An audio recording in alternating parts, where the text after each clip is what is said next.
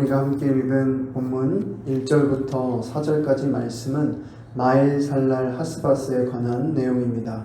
이 마엘살랄 하스바스라는 단어는 이사야에게서 태어날 아들의 이름인데 북이스라엘과 아람 연합군의 패망을 예언하고 있는 이름입니다. 우리가 지난주에 한 주 동안 살펴보았던 7장의 말씀은 하나님께서 북이스라엘과 아람의 연합군을 물리쳐 주시겠다고 약속하신 것을 아하스 왕이 거절하는 내용을 이사야 7장이 기록하고 있습니다. 아하스 왕은 하나님이 아니라 아수르를 의지하고 신뢰합니다. 그래서 7장 17절부터 25절까지 말씀해 보면 하나님께서 아하스 왕에게 네가 그렇게 선택한 이 아수르로 말미암아 너의 나라 남유다가 멸망하게 될 것이다 라고 선포하시는 내용이 기록되어 있습니다. 그리고 이어지는 오늘 본문은 이사야의 아들의 이름을 통해서 위에서 7장에서 말씀하셨던 그 내용을 다시 한번 반복해서 말씀하고 있는 것입니다. 오늘 본문 1절에서는 이 내용을 큰 서판에 기록하는데 모든 사람들이 통용하는 언어로 이것을 쓰라고 이야기하고 있습니다. 이것은 모든 사람이 보고 읽을 수 있도록 공표하고 기록으로 남겨놓아서 그 일이 일어날 때에 하나님께서 그 예언을 성취하셨음을 그들이 알 수 있게 해놓으라 라는 명령인 것입니다. 그렇다면 이 이사야의 아들의 이름의 뜻은 무엇일까요? 먼저 마헬이라는 뜻은 서두르다, 민첩하다 라는 의미이고 살랄이라는 것은 빼앗다, 약탈하다 라는 의미를 담고 있습니다. 뒤에 이어지는 하스와 바스라는 단어도 같은 의미를 가지고 있는데 하스는 빠르다, 서두르다 라는 의미이고 바스는 탈취하다, 약탈하다 라는 뜻을 가지고 있습니다. 그래서 마엘살랄 하스바스는 무슨 뜻인가? 북이스라엘과 아람이 아수르로 인해서 멸망당할 것인데 이 아수르에 의해서 멸망당할 때에 그 모든 것을 빠르게 약탈당할 것이다 라는 것을 선포하고 있는 뜻이 마엘살랄 하스바스인 것입니다. 그런데 2절에 보면 이것을 선포할 때에 두 증인을 세운다라고 말하고 있습니다. 두 증인을 세운다는 것은 하나님께서 주신 율법을 따라 무슨 일을 재판하고 고소할 때에 필요한 절차입니다. 신명기에 보니까 어떤 것을 증언할 때에 절대로 한 사람만의 증언만을 채택할 것이 아니라 두세 사람의 증언이 필요하다라고 말하고 있습니다. 그러므로 2명 이상의 증인이 있을 때 이것은 법적인 효력이 생기는 것입니다. 그런데 이와 같은 증인을 다른 누가 아닌 하나님께서 세우신다고 말씀하십니다. 왜 그렇습니까? 이 예언의 말씀이 그냥 흘러 어쩌다 이루어진 것이 아니라 철저하게 하나님의 계획하심 안에서 이루어졌다는 것을 증명하기 위해서 이 증인들을 세우시는 것입니다. 그냥 우연히 이루어진 것이 아니라 하나님께서 이렇게 말씀하시는 것입니다. 내가 예언한 거 너희들 잘 지켜봐라. 이것이 이루어지나 안 이루어지나 봐라. 이 역사를 주관하는 자가 누구인지 똑똑하게 분명하게 알아라 라고 이렇게 선포하시기 위해서 이러한 예언자들을, 이런 증인들을 세우신 것입니다. 그렇습니다. 하나님의 나라, 하나님의 역사는 그냥 어쩌다 보니까 흘러 우연과 우연이 만나서 이루어지는 것이 아니라 하나님께서 선포하신 말씀대로, 하나님의 계획대로, 하나님의 뜻대로 반드시 이루어진다는 것을 우리는 기억해야 하겠습니다. 그래서 4절 말씀에도 보면 이 예언의 말씀이 언제 이루어질 것인지 구체적인 말씀을 또 주십니다. 4절 말씀을 여러분들이 한번 읽어보도록 하겠습니다. 읽습니다.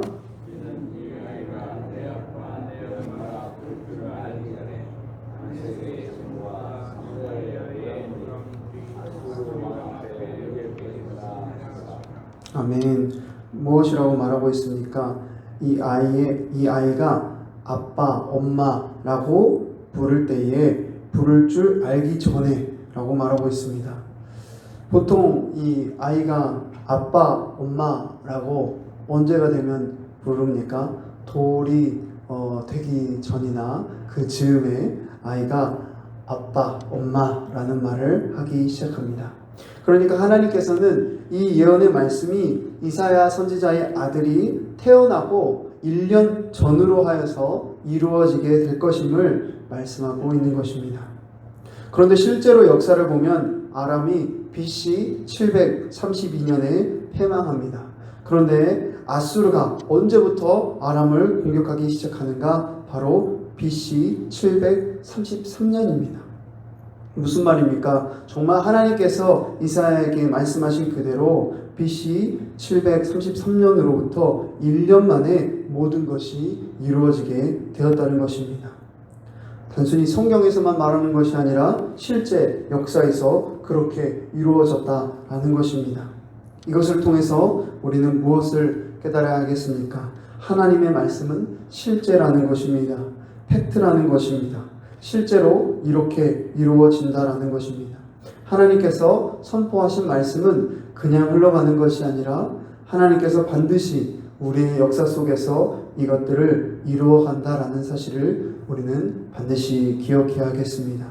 그러므로 이 자리에 함께한 저와 여러분이 우리의 삶이 결코 세상에 맡겨진 것이 아니라 또 운명에 맡겨진 것이 아니라 하나님의 손에 달려있음을 기억하며 하나님의 말씀을 신뢰하며 하나님만 의지하며 살아가게 되기를 간절히 바랍니다. 이어지는 5절부터 8절의 말씀은 북이스라엘과 아람 연합군 뿐만이 아니라 이제 남유다까지 아수르에 의해 약탈당할 것을 예언하는 내용을 기록하고 있습니다. 6절 말씀에 이렇게 기록합니다. 이 백성이 천천히 흐르는 실로아 물을 버리고 르신과 르말리아의 아들을 기뻐하느니라. 여기서 천천히 흐르는 실로아의 물을 버리고 라는 이 표현이 나오는데 실로아 물이라는 것은 실로암 연못의 옛말입니다. 이 실로아 물은 기온 샘물에서 시작해서 예루살렘 도성의 동편을 끼고 흐르는 작고 좁은 시냇물입니다. 그래서 이 실로아 물은 유다 백성에 대한 하나님의 은밀하고도 비밀한 보호를 뜻하는 것입니다. 그런데 이러한 하나님의 보호하심에도 불구하고 유다 백성들의 마음은 불신앙으로 가득하여 천천히 흐르는 이 실로아 물이야말로 참된 구원임을 알지 못했습니다. 그래서 이들은 하나님을 기뻐하는 것이 아니라 르신과 르말리아의 아들을 기뻐한다고 말합니다. 여기서 르신은 아람의 왕이고 르말리아의 아들은 북이스라엘의 왕 베가입니다. 유다가 르신과 르말리아의 아들을 기뻐한다는 것은 아람과 북이스라엘이 아수르에 의해 파멸당하는 것을 보고 기뻐한다는 것입니다. 그들은 아수르가 자신들을 돕기 위해서 아람과 북이스라엘을 쳤다라고 생각하고 기뻐한다는 것입니다. 그들은 이렇게 아수르가 아람과 북이스라엘을 자신들을 위해서 공격했다라고 생각하지만 결국 어떻게 됩니까? 7절과 8절 말씀을 여러분들이 한번 읽어보도록 하겠습니다. 읽습니다.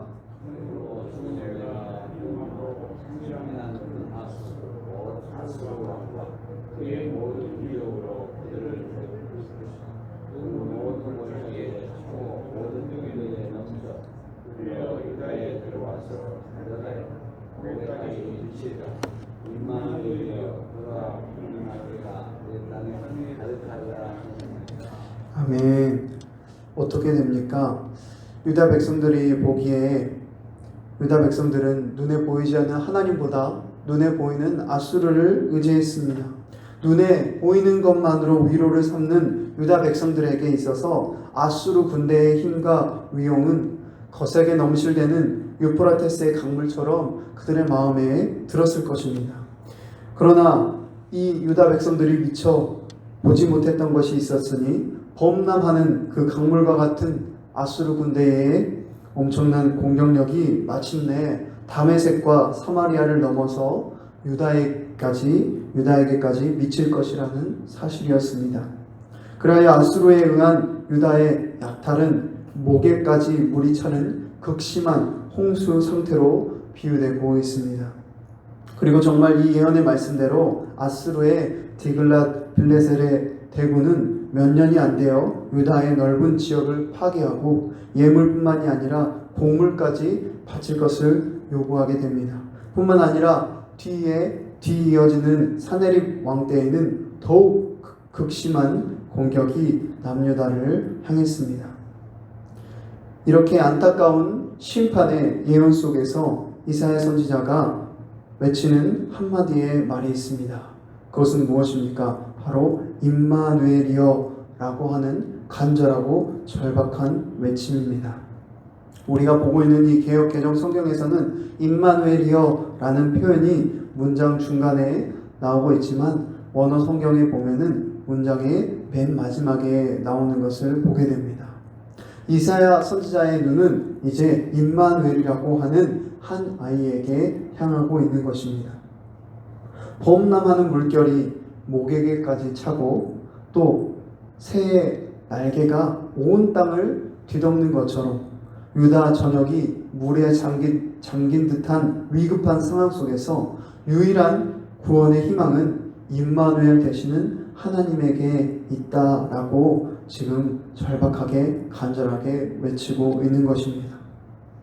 이사야 선지자는 이 소망의 이름을 기점으로 하여 이어지는 말씀들의 그 어조와 전망이 변하게 됩니다. 비록 가까운 미래에 적들로부터 주어질 재난을 피할 수는 없겠지만 그럼에도 불구하고 궁극적인 승리와 구원은 임마누엘 되신 우리 하나님, 임마누엘 되시는 그 예수 그리스도를 통해 이 땅 위에 임할 것임을 이사야 선지자는 알고 있었기 때문입니다. 그래서 오늘 본문의 말씀 뒤 이어지는 9절과 10절에 이렇게 기록합니다. 너희 민족들아 함성을 질러 보아라. 그러나 끝내 패망하리라. 너희 먼 나라 백성들아 들을지니라. 너희 허리를 동이라. 그러나 끝내 패망하리라. 너희 허리에 띠를 띠라. 그러나 끝내 패망하리라. 너희는 함께 계획하라. 그러나 끝내 이루지 못하리라. 말을 해보아라. 끝내 시행되지 못하리라. 이는 하나님이 우리와 함께 계심이니라. 아멘.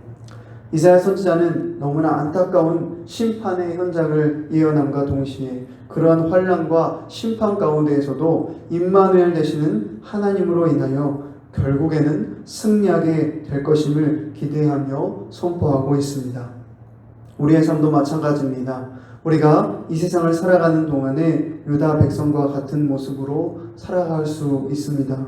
눈에 보이지 않는 하나님은 없는 것 같고 눈에 보이는 세상의 일들은 정말 나를 도와줄 수 있을 것 같고 또 반대로 정말 나를 무너뜨릴 것 같아 보입니다. 눈에 보이는 대로 살아가면 눈에 보이는 것이 전부 같아 보입니다. 그러나 오늘 본문의 말씀이 역사 속에서 실제로 성취되어진 것처럼 눈에 보이는 세상의 역사는 눈에 보이는 이들에 의해서 이루어지는 것이 아니라 눈에 보이지 않지만 모든 것을 주관하시는 하나님에 의해서 이루어진다는 것을 기억해야 하겠습니다. 우리 한 사람 한 사람의 인생도 우리의 삶도 그 하나님의 손에 있음을 기억하시기 바랍니다. 그러므로 하나님 한 분만 의지하고 하나님 한 분만 예배함으로 세상의 어떠한 어려움과 유혹 속에서도 임마누엘 되시는 하나님 한 분으로 인해 승리하는 저와 여러분의 삶이 되기를 간절히 바랍니다. 기도하겠습니다. 살아계신 하나님, 오늘도 우리에게 새 하루를 허락하여 주시고 또 주님 앞에 나와 예배하며 또 말씀을 통해 우리의 삶을 돌아보게 하시는 은혜를 감사합니다. 하나님, 이사야 8장의 말씀을 통해 우리의 삶을 돌아봅니다. 하나님, 우리의 모습이 유다 백성들의 모습과 같이 아하스 왕의 모습과 같이 하나님이 눈에 보이지 않는다고 하여 세상의 것들을 의지하며 세상의 길들을 쫓아 살아가고 있지는 않는지 돌아봅니다. 하나님, 이 모든 세상의 역사를 주관하시는 분은 우리 눈에 보이지 않을지라도 모든 것을 다스리시고 주관하시는 하나님이심을 잊지 않게 하여 주시옵소서. 그래서 세상의 길을 쫓아 살아가고 세상의 것들을 의지하는 것이 아니라 만왕의 왕 되시는 창조주 되시는 그 하나님 한 분만을 의지하며 하나님 한 분만을 따라 살아가므로 임마누엘 되시는 그 하나님의 놀라운 구원과 승리를 경험하는 우리의 삶이 되게 하여 주시옵소서. 감사하며 예수님의 이름으로 기도합니다. 아멘.